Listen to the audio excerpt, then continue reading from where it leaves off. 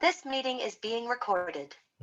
Welcome to Hashtag Wednesdays Weekly, a weekly information session in collaboration with the voluntary sector and public sector partners. Today's session is Drug Debt Bondage and our host is Kat. Over to you, Kat. Hi, good morning everyone.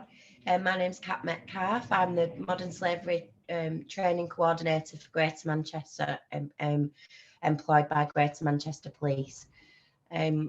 So we're here today to talk about debt bondage, but overall we're going to discuss modern slavery and human trafficking and how debt bondage comes under that umbrella. Are you all right to share the presentation, please, Laura? So a little bit about my background just while we're getting the presentation up there. I'm originally from Rochdale. I worked in the youth and community sector for a very long time. I did some time with what was formerly Rochdale Council for Voluntary Service and running the Be Involved project, a lot around youth participation, engagement, run a number of, I had a lot of input into some safeguarding problems that went on in Rochdale around exploitation that we're all aware of, which then led me to become a part of the Sunrise team for a number of years. And from there, as my knowledge and understanding developed of exploitation and legislation changed and was being implemented across the nation, developed an understanding of modern slavery and a need for services, members of professionals, members of the public to be made more aware of this and recognise this as a problem that we need to tackle together. So here I am as part of the Modern Slavery Coordination Unit, which is part of the Serious Organised Crime Unit, which comes under Programme Challenger, which is a programme set up to tackle serious organised crime across the Greater Manchester area. The big bosses recognise that modern slavery and human trafficking is up there in terms of like one of most the serious of crimes of our time, and we recognise that those that are being affected by this, the victims of modern slavery and human trafficking, are subjected to a high number of trauma. And what Greater Manchester Police have set out to do is develop a victim-informed, a victim-centred response to organised crime in terms of managing that trauma first and making sure that that victim is okay before we look at how we tackle those criminals. So we'll start today's presentation, please. So the aims of the input are to increase your understanding of what the Modern Slavery Unit is. If you have any questions, again, please write them down and we'll take those at the end. To increase your professional understanding of what modern slavery, and we're going to look at the national referral mechanism.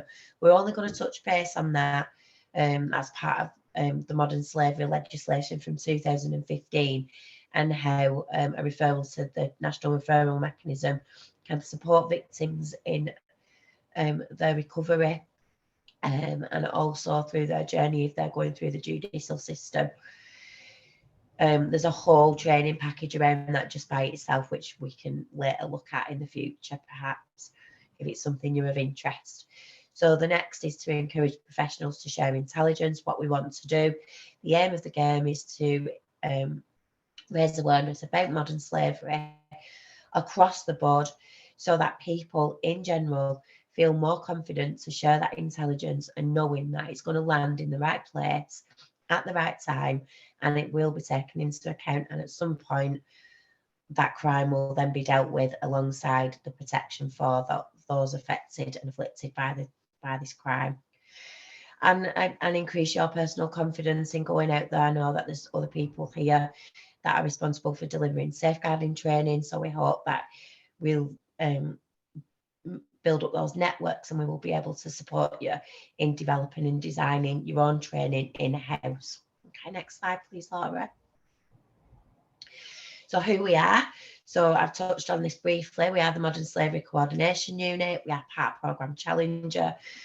Our existence is, we exist under the Greater Manchester Police umbrella. We have one detective sergeant, currently 2 detectives, an OCG mapper, so that's somebody who looks at the organised crime gangs that are across Greater Manchester at the moment and keeping their eye on how they're moving, like in terms of coming under county lines, how they move around the Greater Manchester map. We have an OSO. It says on here we have an apprentice, but we don't actually at present, so that needs to be removed. Victim navigator, Declan O'Reilly, who is absolutely fabulous. He comes from a charity known as Justice and Care, who are very imperative in the work around modern slavery nationally.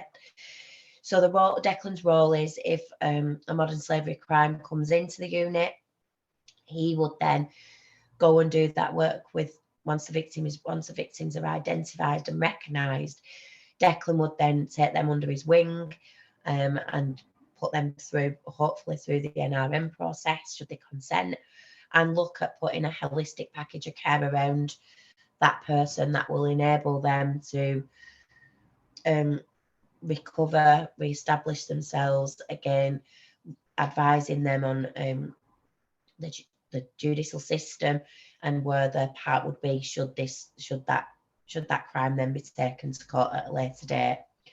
But again, it's victim focused, and Declan does his absolute utmost to ensure that that victim receives a really, really good package. And Justice and Care do some training also, which we could further invite you along to, should you be interested in meeting Declan and hearing a lot more about his role.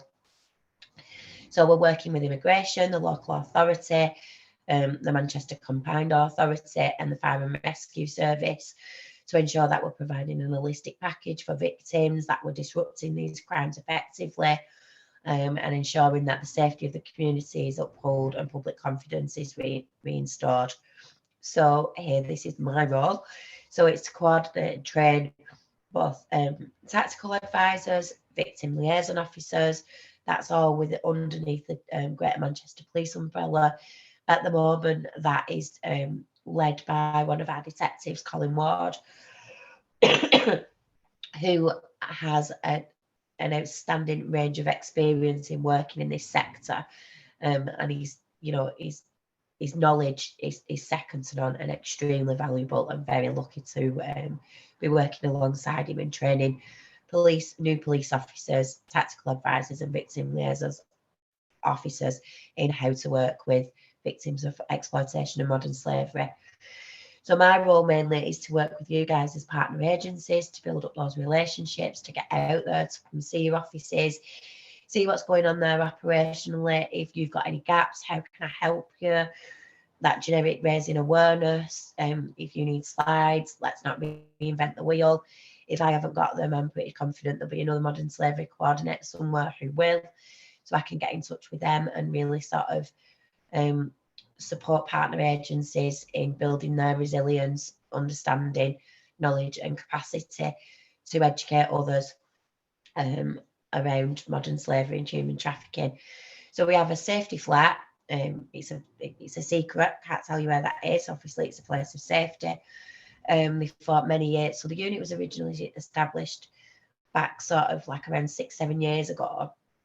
And they always, what investigators saw as a challenge is if they had offenders and victims in the same room or in the same buildings, e.g. a police station, because of that trauma impact, victims were very reluctant to disclose, often would decline support, and then would be left literally in the arms of the offenders and the perpetrators. So what they said was, we need somewhere safe to go. It's not good enough just going to your local community centre. Somebody could be looking at them. So they worked with the Fire and Rescue Service and Manchester Combined Authority to establish a flat. It's really nice. I mean, it's not the rates, but it is. It's lovely. It's clean. It's full of lovely food. Those attending the flat have access, victims and survivors have access to clean clothing. There's games, there's movies, sort of a real kind of relaxed, therapeutic, home from home kind of sense, remembering also, again, that the experiences of those victims that they wouldn't necessarily be used to being in high class comfort. So it's quite basic in that sense, but again, very comfortable. And the big one, to identify patterns of crime and intelligence around modern slavery and to look at multi-agency interventions. So how can we collectively together act as partners to ensure that we do everything we can to lessen the suffering of the human beings out there that are being exploited, because I worked in exploitation a long time, both children and modern slavery, and it is horrific. And the recovery from that, as you guys will know from some of the organisations you work with, or the service users that you may well come across, trauma takes a hell of a long time to work through, and it's not, oh, there's a nice place to stay, off you go, you're going to be fine now. We're looking at what is the long-term effects of that and how can we effectively work so we can avoid a reoccurrence of that person being exploited again. And mostly, how do we use our knowledge of the of law to ensure that we get the best result in terms of reducing our crime rates, ensuring that these people are held accountable, and then in terms of disruption, what crimes do we identify around them to ensure that they go to prison, should they be going to jail, and what sentences they receive. So the last one is the investigative support and review and gatekeeper for the N200 process. Because I'm a civvy, I don't really have very much to do with that process. That's more around kind of like the investigation and ensuring that those the crimes that come in are all shared with the Home Office, so that nationally and then globally we have an idea of what is going on within our localities, across the Northwest, so on and so forth, and how does that compare, what are we all doing different. So it's all about improving practice in the long run. So next slide please, Laura. So what is the definition of slavery? So in basic terms, it is where somebody else comes along and they take ownership of another person. So here it is, so slavery is described as the status or condition of a person over whom any or all of the powers attaching the right of ownership are exercised. So we're basically saying those offenders are coming along and they are taking complete ownership of that person. They're taking away their basic human rights, the ability to make decisions, ability to decide where they live, how they live. Lots of circumstances we're seeing people, mostly in terms of labour exploitation, where they're earning an actual, or what they see as earning an actual wage, and that's being taken from them, or it's having massive deductions, or they're being told that they're paid in kind, etc. And we'll go on to talk about that further on in the slideshow. So the next one, please, Laura. So here again, so this is modern slavery. So in 2015, the legislation around modern slavery was released by the government. And the definition is modern slavery is defined as the recruitment, movement, harbouring of receiving of children, women or men through the use of force, coercion, abuse of vulnerability, deception or other means for the purpose of exploitation. So we all have an idea we all have an understanding and knowledge of what exploitation is through our experiences, particular for you guys working in the Rochdale area.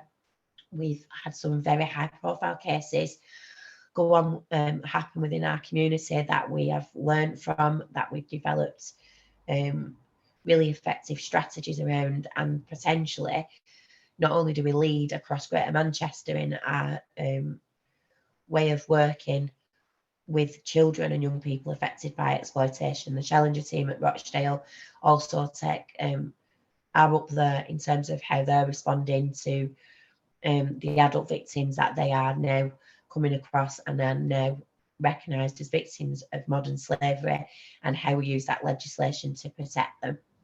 It will always most definitely involve some sort of force or violent threat. There's a lot of coercion, and we refer back to what we understand as what we call grooming. So that's the coercive behaviour. It's very deceptive, it's extremely manipulative, and it's very, very powerful. And the trauma bonding that happens there between the offender and the victim, or the potential victim, is it's very strong and very difficult to move away from. So the next slide, please. So there's some figures there on your screen around what the global picture is. I won't go into it in too much detail because there's other things that are more important that I'd like to discuss later on, but you will receive copies of these slides. But that just shows, I mean, this is in 2016, so that's our knowledge in 2016, kind of a year after our legislation has been rolled out across our nation. So we were looking at 45.8 million people are in some form of modern slavery in over 167 countries.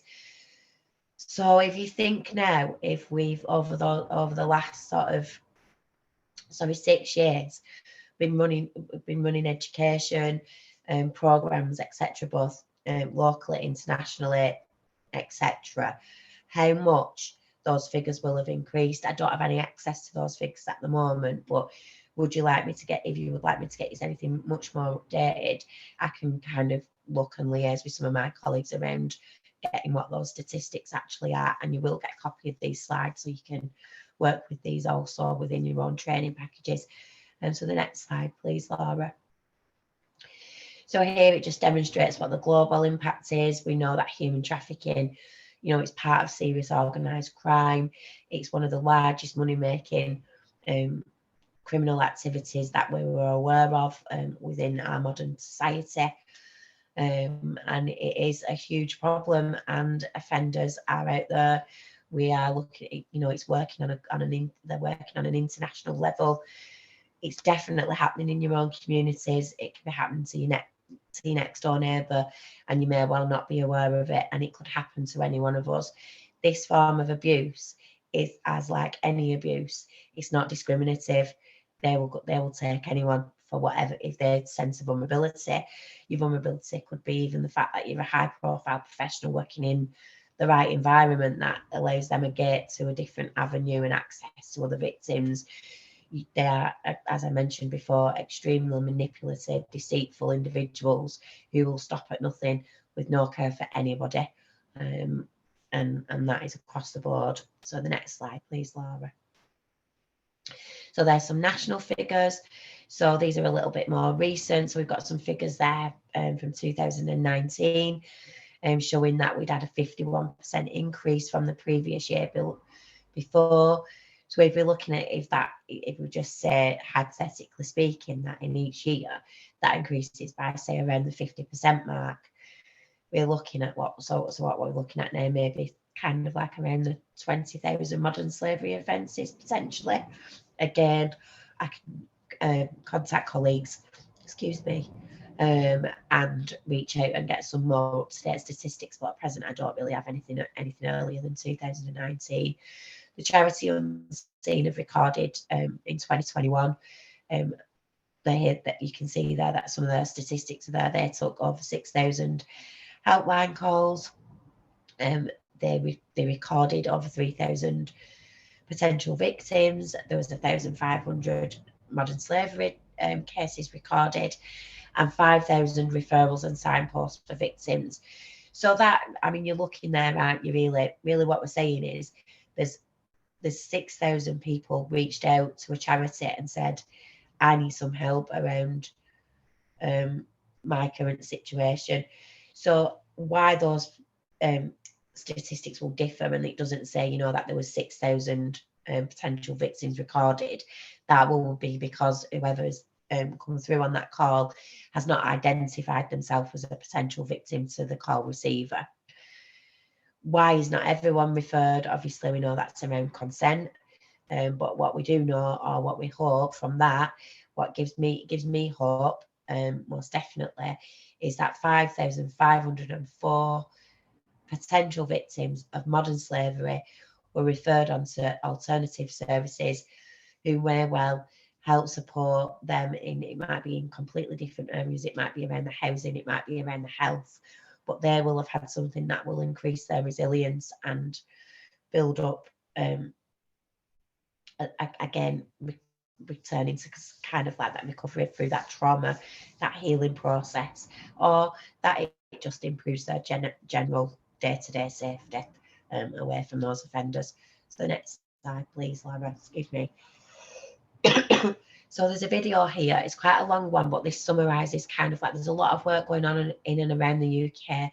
So there's a list there on your screen in that image that shows you some of the charities and organisations that we work with nationally and also on a GM level. But if you just have a listen to what they have to say, they've been in this role a long time. And just a little bit of housekeeping. There are some case studies in there, and sometimes when we look at what the reality of this hideous crime is, it really impacts on us as human beings. So if you feel you need a breather and you want to take your cameras off after that, please do so. And if there's anything that pops up for you, please talk to me after the session, and we can talk through that as well. Okay, so thanks, Laura.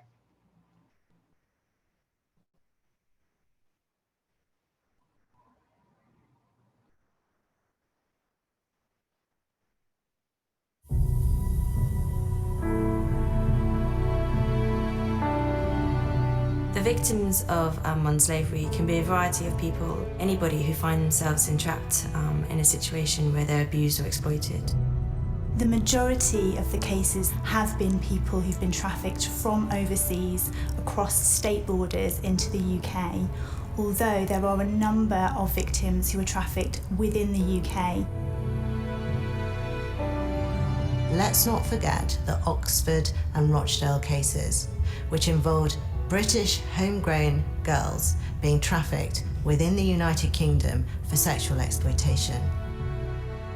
The areas of modern slavery which are most prominent would be the labour, forced labour, certainly sexual exploitation, and domestic servitude as well. That's perhaps the most hidden. Other forms of enslavement include Vietnamese boys, in particular, being used in the cannabis cultivation trade by organised criminal networks. Another type of way in which trafficked persons are used is that traffickers find vulnerable adults who may have dependencies or may have debts, and they traffic them for labour exploitation, which could involve the men being forced into work in fields or agricultural produce, so they'll be working extremely long hours in terrible conditions for little or no pay. Another case involved Hungarian workers who were working in a construction site in the United Kingdom. They were subjected to threats and abuse, and eventually a criminal prosecution was brought against two people who had been responsible for their trafficking. The victims may think they're coming for a job or for a better life or an education or to be looked after by somebody, but they do think they're coming to do something different from when they arrive here, and when they arrive here it's a very different story. I came from another country. I came from Sierra Leone. When we came to the UK, things changed. They promised that immediately we came to the UK, I will start attending my college, but they never did all those things. My stepmom, she want me to doing all the work at home, cleaning, washing dishes, cooking, making food for the boys. She will not even give me a little bit of time on my own. Don't sit down, come and do this. She doesn't even want me to mingle with people. Because even if somebody called me on the phone, I'm talking to someone on the phone, she will be passing around, up and down. Modern slavery is very difficult to detect. It's a hidden crime in its nature. And victims, they don't have a label on saying, I'm a victim. The victims of these activities will be quite fearful, and so it's unlikely that they will disclose to anybody what's happening. Every day things just going worse. They are doing the same thing. So it was not really easy for me. They don't pay me any money. Since I was living with them, they never pulled even £5. I don't have money on my own. I said, but you have to allow me to do something on my own. You can't take me to the UK and try to destroy my future. The traffickers could be forcing people into living in squalid conditions, threatening them with assault or force. The tool that the traffickers will use is to threaten them is, if you speak to anyone, will hurt you, will hurt your family, or no one will believe you. Or they'll do control methods like taking away a person's identity documents. So if they're here illegally, that threat of them being found and being in trouble often will keep them quiet. The thing that I would say to the public is that this could be happening anywhere, on the street where you live, in the community where you live. It's not something that's removed and remote from everyday life. People are being trafficked into all sorts of different sectors of the community. Every child that's kept in this sort of situation might present differently, but it might be that you kind of see a child dropping off younger children at school and you think that that child's not actually going to school themselves, so what's going on for them? They could be withdrawn, very quiet. I'm taking the boys to school. One of their teachers, I was explaining, it's too difficult for me alone. I'm the one who is feeding them, doing everything for them. Then she asked me, why are you not going to the college? You don't want to attend any college? I said, I want to. I said, but they don't give me a chance. I explained to her everything that is going on as well. So they called some police people to help me out of the place so that I was able to do something for myself. There is a responsibility on all of us as individuals to be looking out for potential victims. I think if you think there's something to make you concerned, then it probably is something, and it's worth reporting that because you might have a piece of information that fits into a bigger part of the jigsaw. The public can do their bit in terms of spotting signs, but ultimately it's the professionals on the front line, the police, social workers, immigration, health workers, education, who have the tools and the training and the knowledge to be aware and just be sensitive to the fact that modern slavery exists in a variety of different settings. There is a modern slavery helpline that can be contacted by any member of the public. It can also be contacted by professionals. Our practitioners can help people think about what they've seen. They can ask the types of questions that might shed more light on what they've seen. It's not just about assisting the police to track down the traffickers and the criminals who are operating this crime. It's also a means of getting that individual access to specialist support services such as medical advice and legal representation, but it also includes psychological support to help victims rebuild their lives, rebuild trust and confidence in themselves.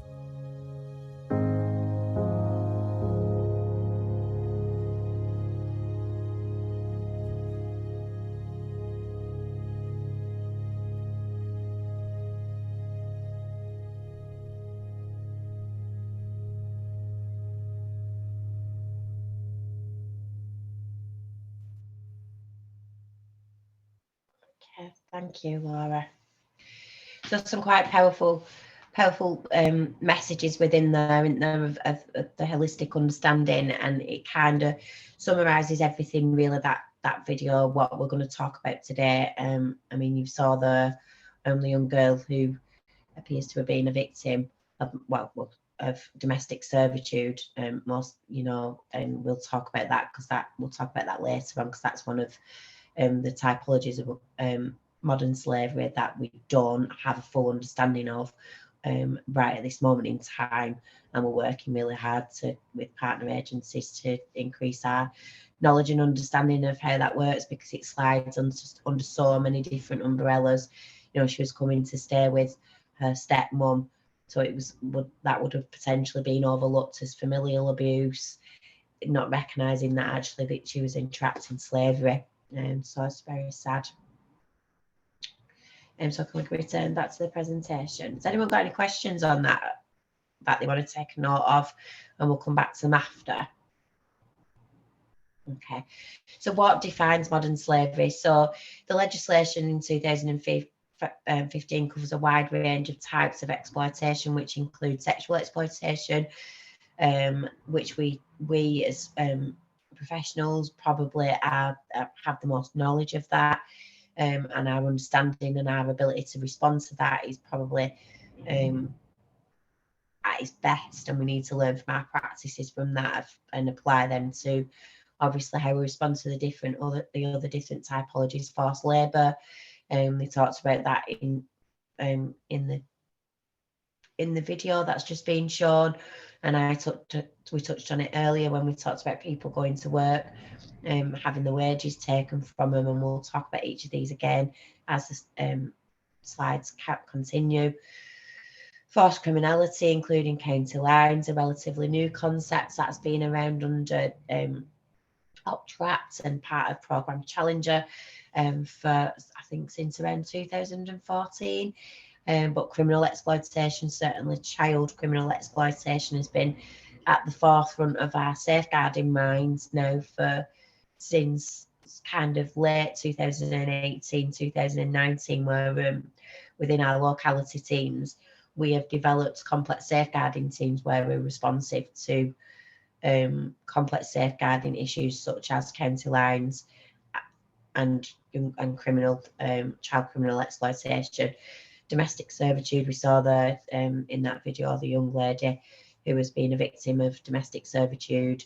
We would argue that she was trafficked into the country for the purpose of exploitation. And organ harvesting. I know there was something recently in the news around organ harvesting. There was something on the national news. Up until then, to the best of my knowledge, here in Greater Manchester, we've not had any crimes recorded around organ harvesting, and particularly in the UK, our understanding again of that, or rather the reporting of that as a type of modern slavery or a crime, etc., that coming on the police's radar, the reports of that are quite low, but we know it exists. We know it exists internationally. Therefore, if it exists internationally, and we know we've got victims being trafficked, our people then, and in terms of immigration and global movement, we're finding that there's people living within our communities with poor health that could have been as a result of organ harvesting, etc. So it's kind of like making sure, not necessarily that we're saying it's happening here, but do we have people living here that we can better support if that's happened to them around? I suppose that's more of a health issue, but just something, I suppose, to be kind of like aware of. So the next slide, please, Laura. So what are the indicators of sexual exploitation? So sleeping on, where do we find sexual exploitation? So we're looking at places, one of the most common is brothels, and we have an operation in Greater Manchester where the police have formed really good relationships with people running those, running the brothels, so that if they've got people being trafficked into the country, or offenders are turning up with a group of girls and saying, look, I've got this girl here, can we put her into your brothel? If people are suspicious of that, and knowing kind of like, is that coming of her own free, is that lady coming of her own free will, or is she being brought to that brothel as a victim of modern slavery? So we'd be looking at people sleeping on the works premises, are they leaving and going home like any other normal person would? For example, if we don't sleep at work. I mean, sometimes I feel like I might be better off sleeping at work, and the whole working from home practice sometimes makes you feel like you're sleeping at work, but that wouldn't be normal practice for anybody, would it? We would expect somebody to stop working and break away from it. So substance misuse is an indicator, as we know. That's usually possibly people using substance misuse in any aspect of modern slavery or any form of abuse, to lessen the trauma, to block out, particularly when we're looking at kind of like sexual offences. Does this person appear that they're being forced into this? Do they look like they're being intimidated? So that's where these relationships, these trusted relationships that Greater Manchester Police have built with the brothels really come into play, because we're also educating other women and those running the brothels of what intimidating and coercive behaviour looks like, and actually that's not acceptable. So if you get in touch with us, we can kind of look at getting that offender for that offence, as well as investigating the modern slavery issue. So are they actually in receipt of the money from the client? You know, are they getting the full money, or is somebody intervening in that and saying, no, actually you're only getting a £5 out of that 50 quid that client's just paid you, so on and so forth. General stuff, being restriction of movement, and then limits to kind of like, are they in the same clothing, you know, just what you would look for, general indicators of exploitation. So the next slide, please, Laura. So moving on to criminal exploitation, as I said, this is relatively new. It's been around for a while. It's, you know, I say it's relatively new, but, you know, 7 years is not a long time, is it? Since 2015, the set up of the unit, Programme Challenger rolling out Operation Trapped, understanding around child criminal exploitation, what it looks like, what does it look like, county lines. County lines is a drug line, and I don't know if anybody's had any training on county lines, but we offer specific training around county lines. We have a specific team set up for that. I can come back and do that training, or someone else can. Debt bondage, as we talked about before. So what often offenders of modern slavery will do is they will manipulate people and coerce them into becoming debt bonded by saying, oh, it's all right, you know, like somebody, for example, smokes cannabis, and you know they're desperate for this cannabis, so the drug dealer says, oh, it's right, no worries, don't worry about it. My guy says it's absolutely cool, you can have this, like, you know, you can have this on tick for however long, there's no rush to pay it back, so on and so forth. So that happens, and that happens, and it happens, and it happens again until that person's not in a position to be able to pay it. So your guy comes back, it's not actually as nice then, and he's like, whoa, no, you owe us that. And because you've owed it us now for like 5 weeks, it's now doubled, because we put interest on these things. Did no one tell you? And very easily that person is stuck then, because they're then being threatened, that if they don't pay that debt, that they may well target their property, they may use physical violence against them. And that is where then they are then put in a position where they may be expected to either store drugs for that drug dealer, or go out and deal drugs for that drug dealer, or it could be worse. They could be being sexually exploited in terms of that debt bondage, and we see that quite often as well. So cuckooing, I'm going to touch on. I've got a couple of slides on cuckooing all by itself, because I feel that is quite prominent in Rochdale at this moment in time. We're seeing a lot of cases. Rochdale Challenger are dealing with a lot of drug investigations where they are identifying lots of vulnerable adults and children who have become victims of cuckooing, becoming money mules, drug dealing. So then we have begging and theft. I worked with a young person who was sent out into Manchester to shoplift, and if he couldn't shoplift, if he was unable to be successful within the shops, he was asked to be taking bags off people in the streets, or street robbery. He actually went to he received a custodial sentence for that, and it turned out that young man had been being exploited since he was 13, as part of this gang that was quite that kind of involved some trafficking, because there was movement between Manchester and Rochdale for that young person, for the purposes of exploitation, but because it wasn't recognised, because again he didn't say and the evidence wasn't there, that young man's journey, I shouldn't say journey because it makes it feel like it's something else, but his experience, or the exploitation, continued for him for a number of years until he became a victim of quite a serious assault, and we had to move the family out of the area. It's only since then, away from that unsafe environment, that family have been able to work with us, been able to give us more of an understanding of what had actually happened. Very sad story. So storing weapons, that can come under cuckooing as well, often ties into the debt bondage where, oh, well, you owe us this money. You've got a nice safe house there, you can put that in, no one suspects you, so on and so forth. So there's a leaflet there, I'm spotting the signs, and we'll let you take that in. And again, you will receive a copy of these slides so you can print them off, and or I can send you over materials around county lines. We are into new rebranding done. So there'll be lots of things being sent out across GM anyway over the next sort of 6 to 12 months, I would anticipate. So the next slide, please, Laura. So the indicators of criminal exploitation. So they would involve, again, you know, looking at if particularly if it's a young person, missing from home episodes, if it's somebody in your neighbourhood who's frequently coming and going from their property, or even more so if you suspect, well, you wouldn't necessarily suspect that they're being cuckooed, but look for anything that's a change in behaviour that's suspicious.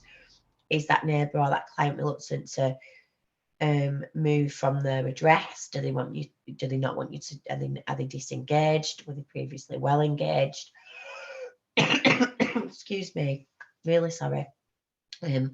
Are they anxious? Are they presenting like, what is the body language saying? Do they look like they need to escape all the time? Because my background is young people, that is something, you know, like if you delivering a particular session, I remember working with a young person who was being brought to his yacht appointments by his exploiter, and we weren't aware of that at the time. And he wanted to come to his appointments, but while he was there, he was like literally spent his whole time kicking walls, attacking workers, just wanting to escape. And the reason being is because the offender was sat outside the whole time, and the message he was given before he went in is, if you grass and you get back in that car and I think you've grassed, you're dead meat, mate. And he was only 14. So it's that looking for that presentation that just and follow your gut instincts as professionals, you know, like, or people, just as people in general, we have that little thing, don't we, in our stomach that says to us every now and again, that, like, oh no.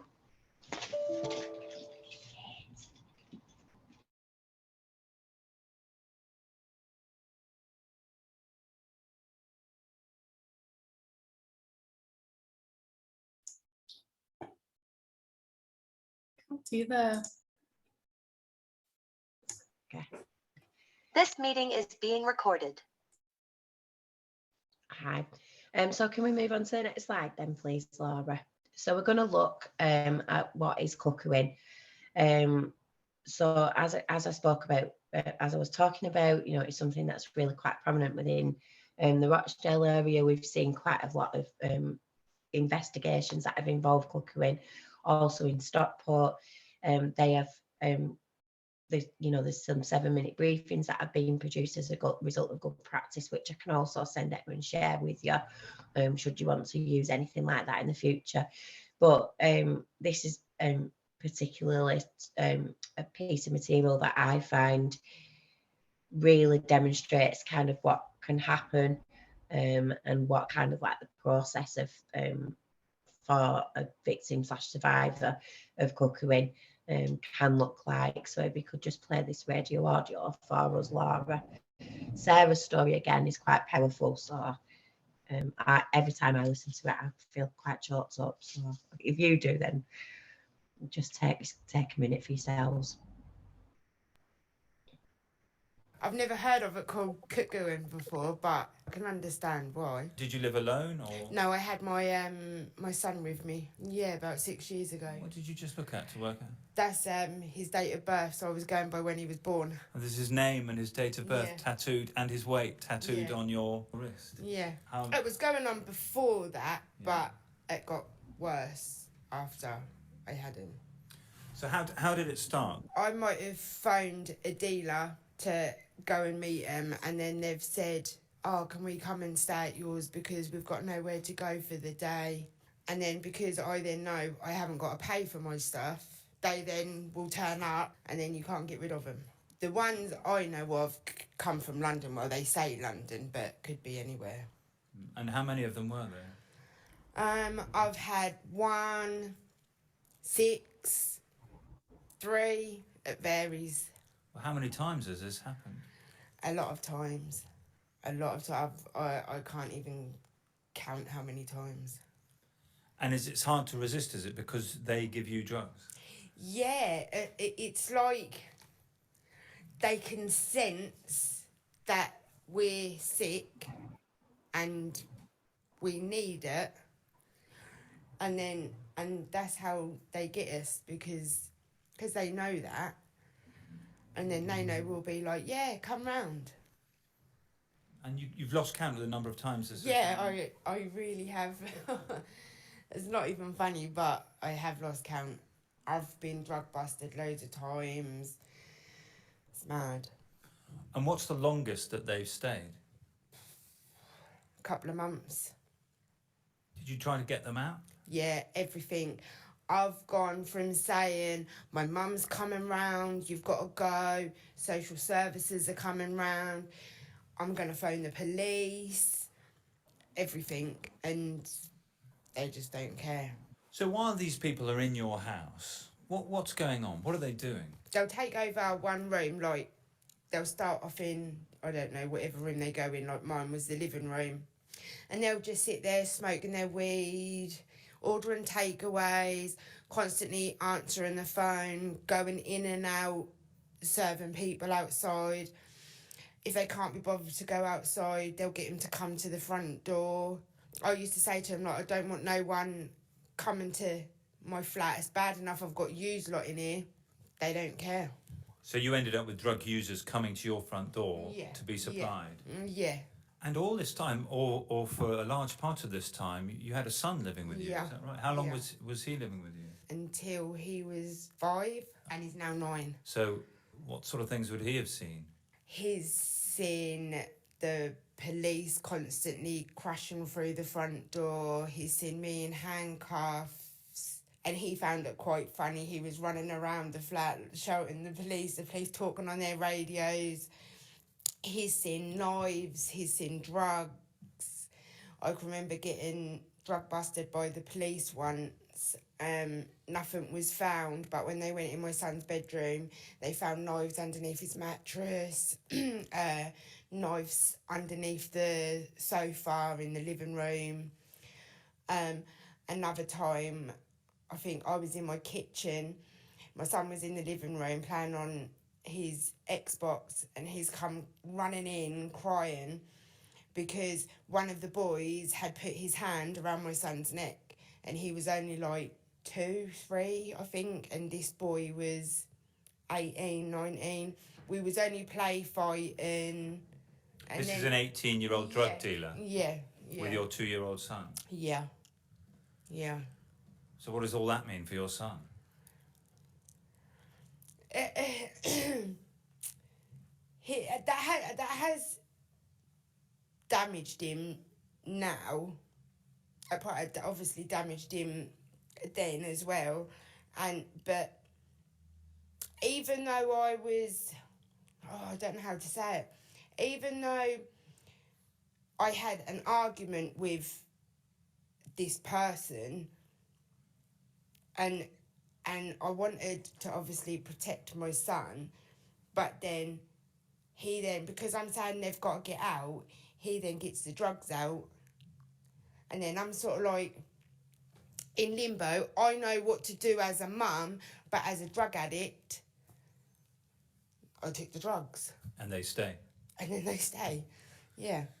Is your son still living with you? No, he lives with his nan now. Why is that?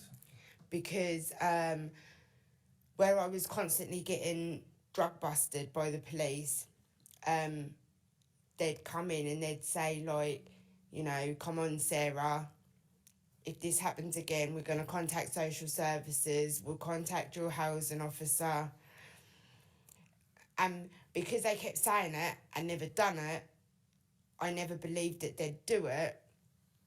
And then obviously one time they actually went through with what they said, and then social services took my son off me. I lost my property, and then I was homeless, and still am. Oh, I've lost him now. Where's he gone? What are you showing me? a picture of my son. Oh, there he is with you. Yeah, that's down here because I get to see him in the school holidays for an hour. That must be quite tough, actually. Yeah, it is when we have to say bye. Like, when did I see him? Last week, I think. Yeah, and then he'll like wrap his arms round me, and he's quite a big boy for 9. And it's like, and I'm all like, I'll always get nervous before I'm coming here. And then when I say bye, it's like I'm saying bye. I'm sorry.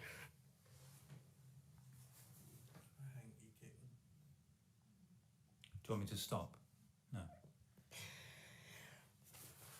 But when I have to say bye, it's like saying bye. And from that first day, when he got taken off me, but that's my own fault. And I know that's my own fault. I live with it every day. And that's why these people shouldn't do it. People with children, even without children, you will lose everything.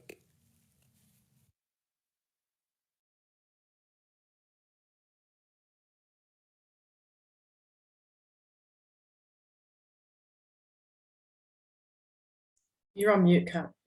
Sorry. Again, that's quite a powerful recital of what happened to Sarah and her experiences of becoming a victim of cuckooing and also modern slavery. You can see how she was debt bonded.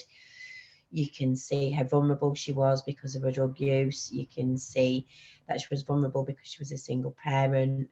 You can see how she's been targeted by these offenders and really kind of controlled really there, even though when she said, you know, like what always gets it for me is that she knew as a mum what the right thing to do was, but because of that vulnerability of that drug use, that was too powerful for her, and that they were pacifying her almost and coercing her and saying, well, just, all right, Sarah, we'll just give you some drugs and you'll be fine, you'll be quiet, which then, you know, in turn continuously put a child at risk.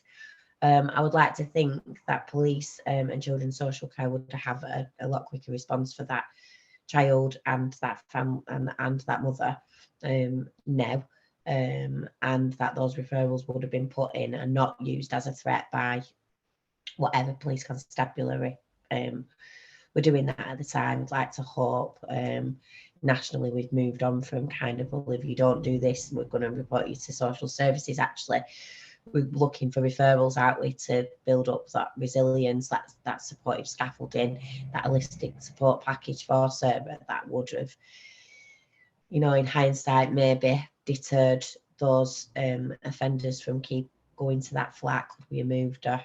So on and so forth. So for me, there's a lot of things there that could have been different for that mother and her son. So if we return back to the slideshow.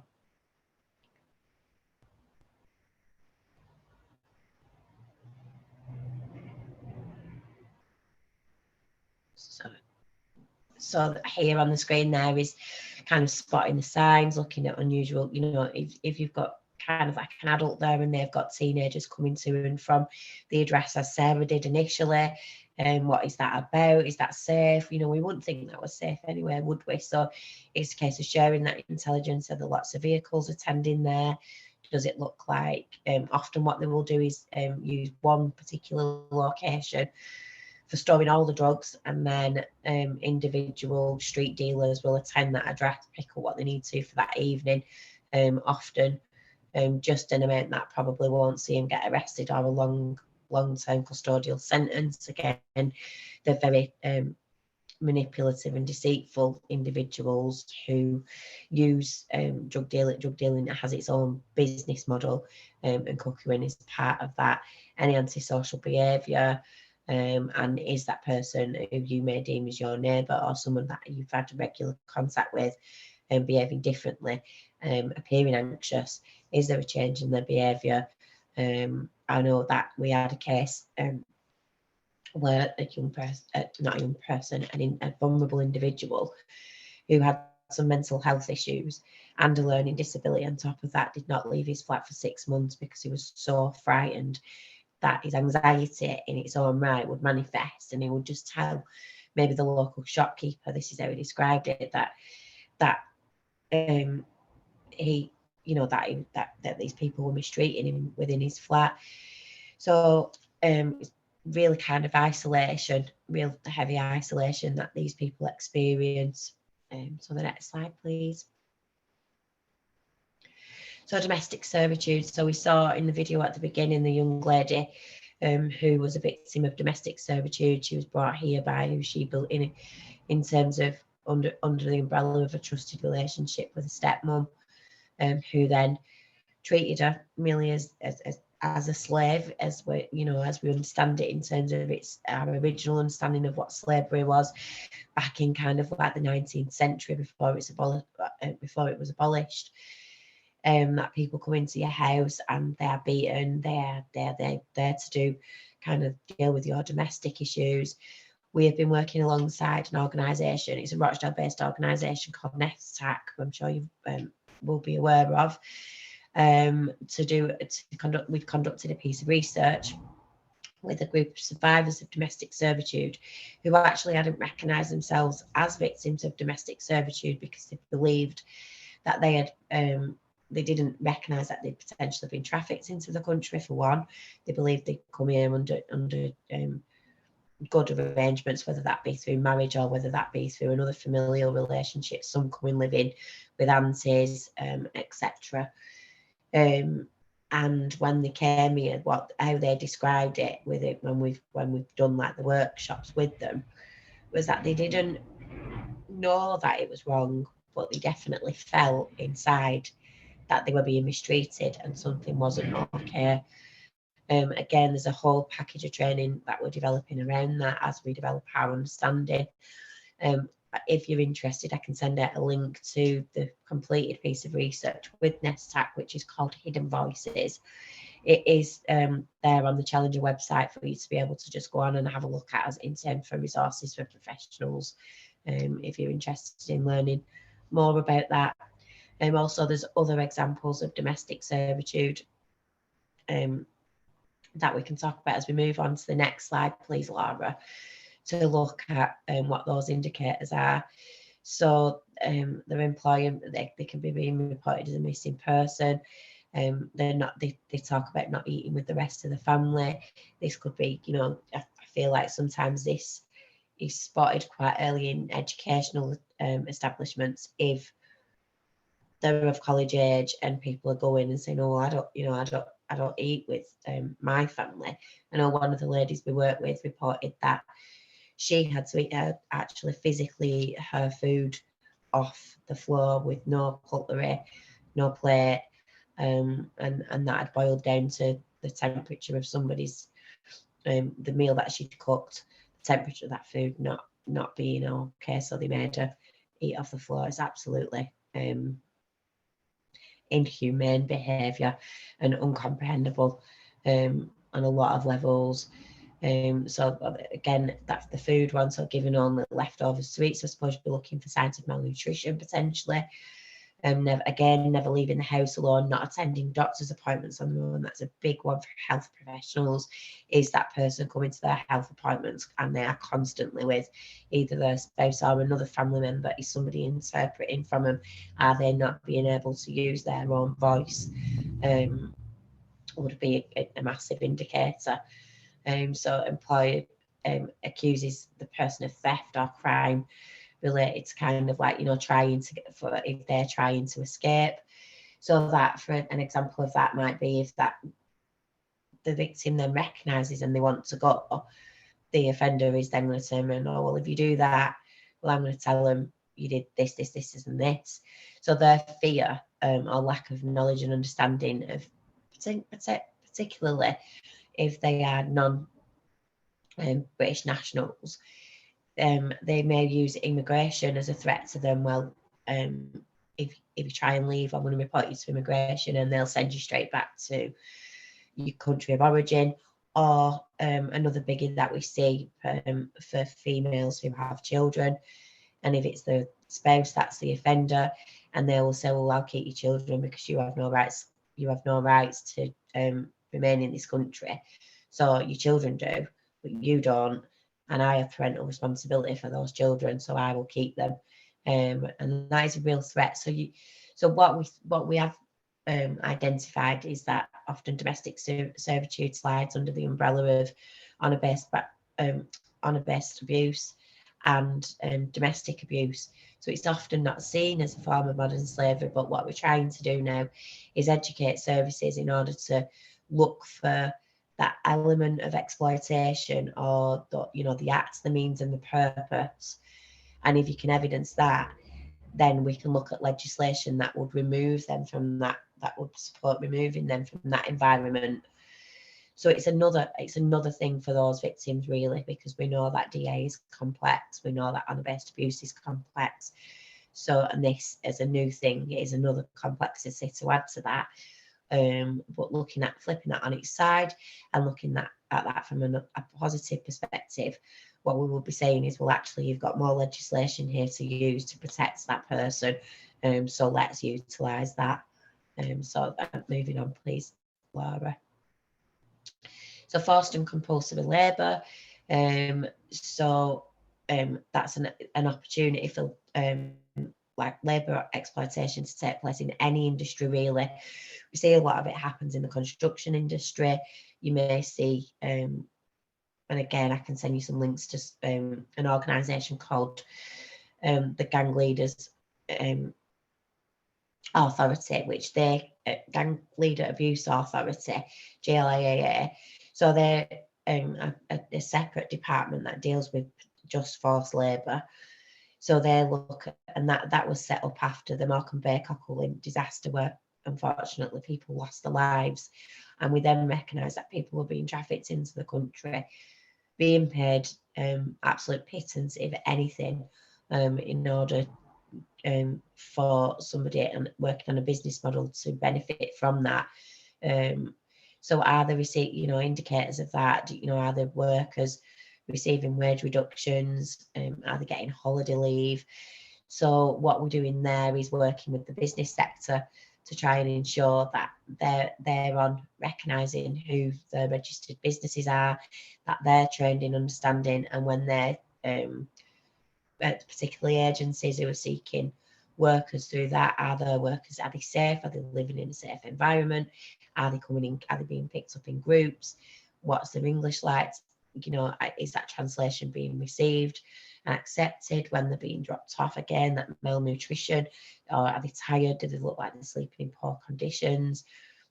All those generic indicators of exploitation would be there. But places that we see it are kind of like the construction industry, the agricultural industry, the textile industry is quite a big one. Like people are setting up textile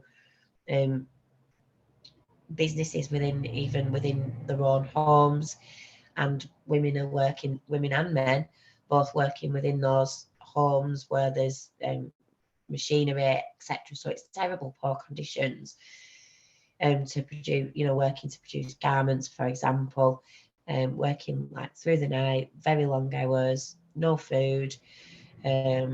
So we're doing our best to try and look at employment law and how we kind of tighten that up around that to kind of disrupt or deter people from exploiting vulnerable individuals.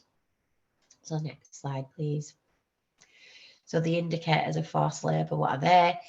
So upon non-existent health and safety, employment law being breached, no contract, the manager provides numbers of services, like as I was saying, bringing them to and from work. They're looking after the wages, they're in the receipt of their wages.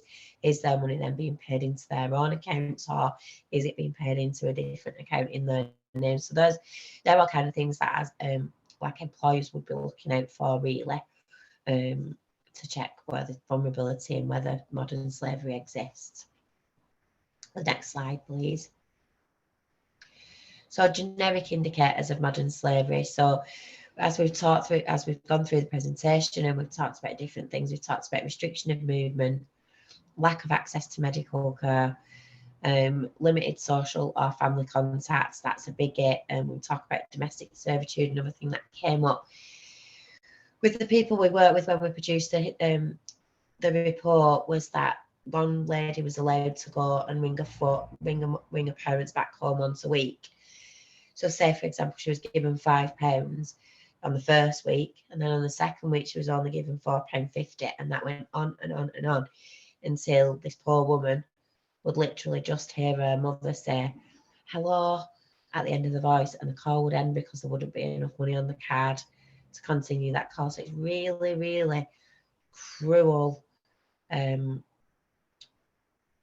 those, your trusted relationships with anybody else as well. Does this person appear dependent on others?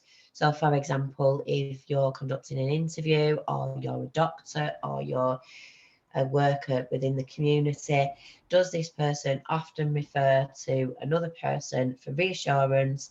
Are they waiting for them to give the answer to the question that you just asked? No, that we're not saying that automatically says that person is a victim of modern slavery, but what it would suggest is that that victim is being controlled and doesn't have, because they potentially do not have a voice of their own. Are they presenting with injuries from that could be a result of assault or controlling measures? Are they in a location that particularly we're aware is known to be a place of exploitation? Are they bonded by any drug debts? And do they have access to their own passport and identification? So the next one, please. So who do we look at to be the victims? So the victims, because it's a hidden crime, so the victims are often hidden away. They'll be more than likely unable to leave the situation, and that's usually because of fear. And that high level of power and control that the offender has over them. And also, that awful feeling of fear and shame. If we are bringing into the mix some kind of like religions or cultural issues, or that may cause that person to feel shame, and that will always, that is a great way for offenders to have that control. Like, you will be shamed in your own local community, nobody will accept you again, particularly in sexual exploitation.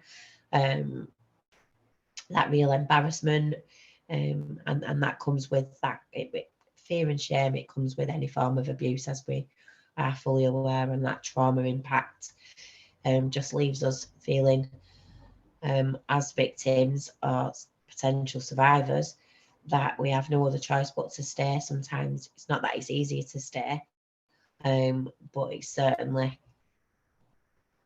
better the devil often, isn't it? And for the fear of life, or for the fear of threat to life to maybe your loved ones, or your children, or friends, or anything else. I know that if somebody said to me, Katherine, if you don't do this, I'm gonna seriously hurt your children, I would be terrified. And I can honestly say, and I work, what would I do? That's the question you got to ask yourself. What would you do? How would you feel? And how could somebody best support you in making that report? And often we're not always ready to make that report. So there's a little quote there. So it ought to concern every person because it is a debasement of our common humanity, and that comes from Barack Obama. We know in the video we listened to earlier, the blonde lady who speaks says, it is the business of everybody. It's something that we need to take on board. It's things that we need to be aware of.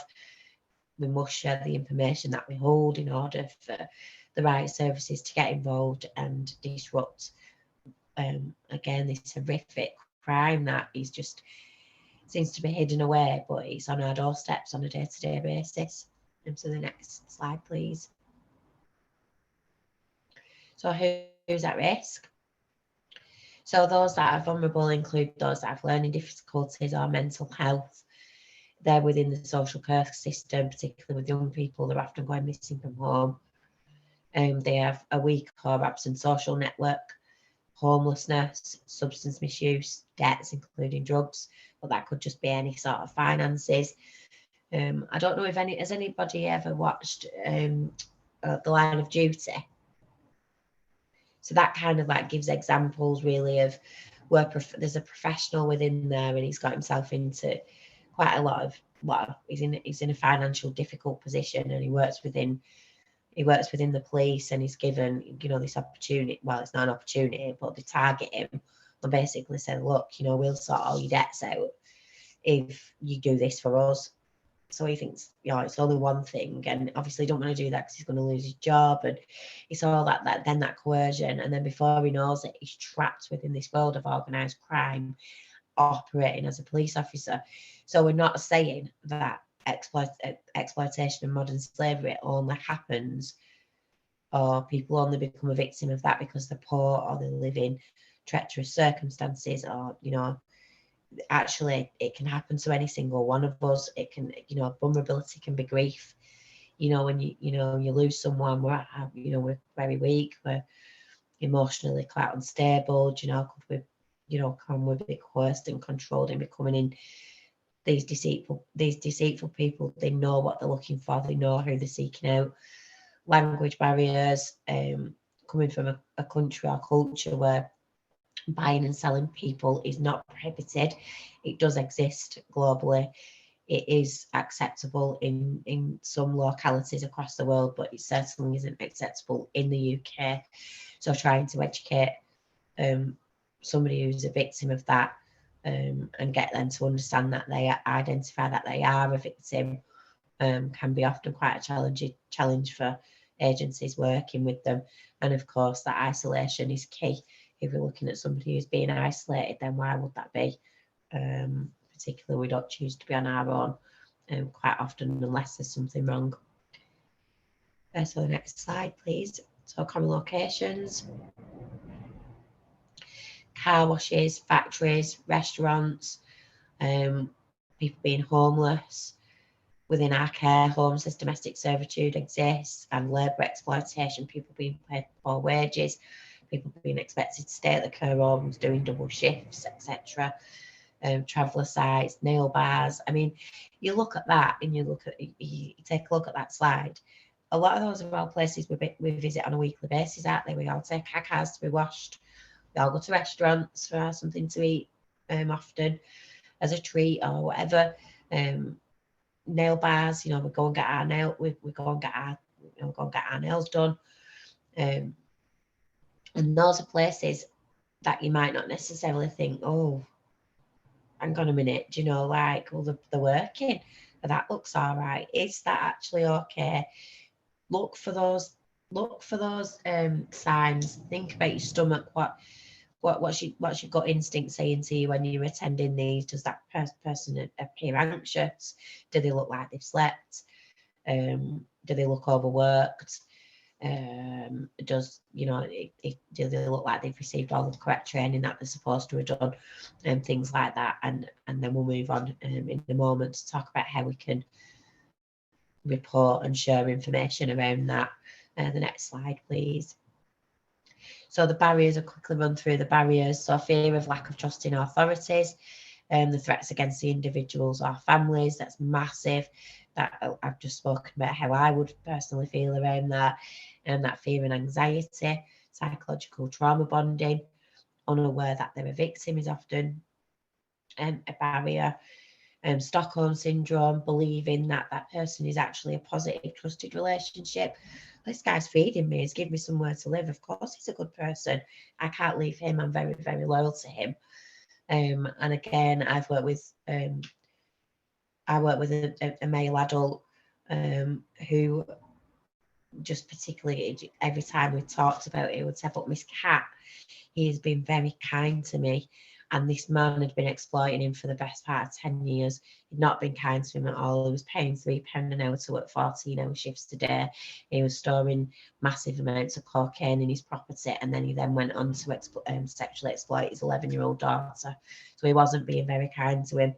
But he was a British non-national. But his understanding and the trauma bonding of this man, because he brought him into the country, he'd always give him a place to live, and he'd always put food in his mouth. So he believed that that offender had kept him alive, and he then particularly owed him his life at whatever cost that was. And that was quite a tragic story, really, and it was my experience of that my involvement in that case, that brought me to kind of want to deliver training and get out there and say, because of some of the responses that we received from other agencies, etc. So if we move on, Laura, I'm sorry, I feel like I'm rushing now because so I'm gonna stop there and I'm gonna move that. So on the screen there is the picture of the slavery picture in Greater Manchester. So we pretty much covered everything that's on there anyway. And then the next two slides kind of give you some statistics on what the modern slavery crimes look like across the GM area, including Rochdale. I am going to send these slides out to you, and I will come back and we can start if we want to. Do you think it'd be worthwhile, Laura, arranging a next session? Yeah, definitely. Yeah. So if we could, I'm just conscious of the time because I have gone completely over, answer. So if we skip forward to what we can do, if you keep going.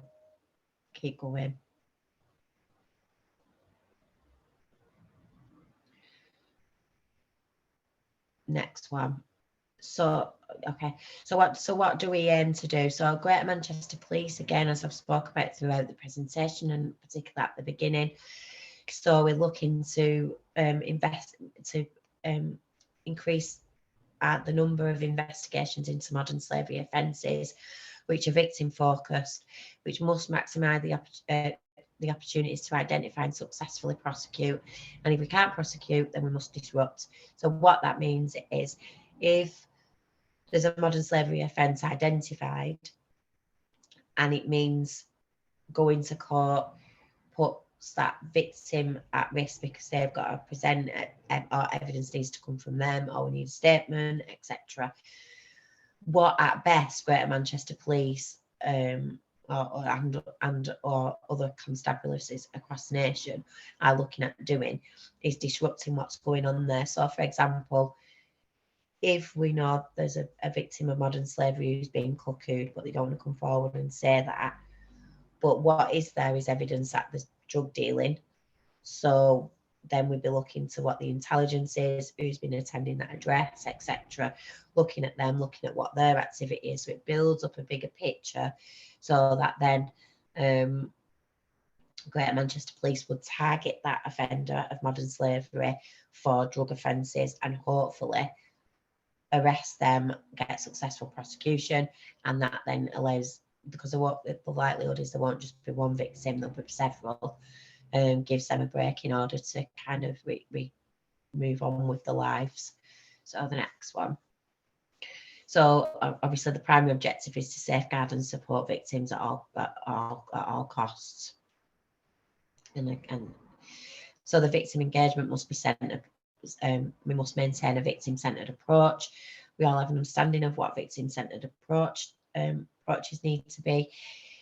It needs to be without discrimination. We need to focus on the individual. It must be confidential.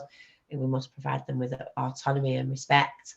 We must empower the victim to make their own decisions, that with taking a non-judgmental approach and aiming not to re-traumatise that victim, and looking to our partner agencies to see how they can help support and benefit our victim engagement and how we move forward, how they now then can move forward while the police concentrate on disrupting the crime itself. So the next slide. So what can you do? So on here is Crime Stoppers number. You can report to Crime Stoppers anonymously. You can send in an email anonymously. We also now have recently developed a partner agency intelligence form, which I'll send out to Laura and she can cascade down to you. That then goes down, if you were to ever have some intelligence or information that you felt was relevant, and it doesn't matter if you don't doubt yourself. Don't sit there thinking, oh God, if I send this into the police, it's going to be a waste of their time. It is not a waste of the police's time. It is the police's priority to build up intelligence, to get as much information and understanding of what is going on in our communities as possible. And the other thing is, for you as individuals, if you're walking, if you're walking somewhere or you see something that you know, again, I keep coming back to that feeling in your tummy that makes you feel a little bit, oh God, that doesn't look safe, or that's not okay. I know that's not okay, but I'm not quite sure what it is. And somebody should know about that. It prevents you then from holding that knowledge, which would then potentially cause you anxiety, you know, not being able to sleep at night. I wonder if that person was okay. Pass it on, let people do the jobs. They will look into it.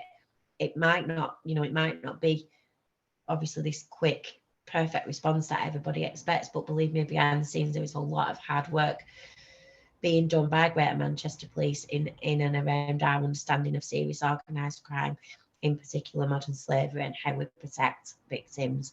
So anything you share would be considered valuable. And that's it from me. And I'm really sorry I've gone over like a lot. Absolutely fine, don't worry about it. I'll just stop the recording.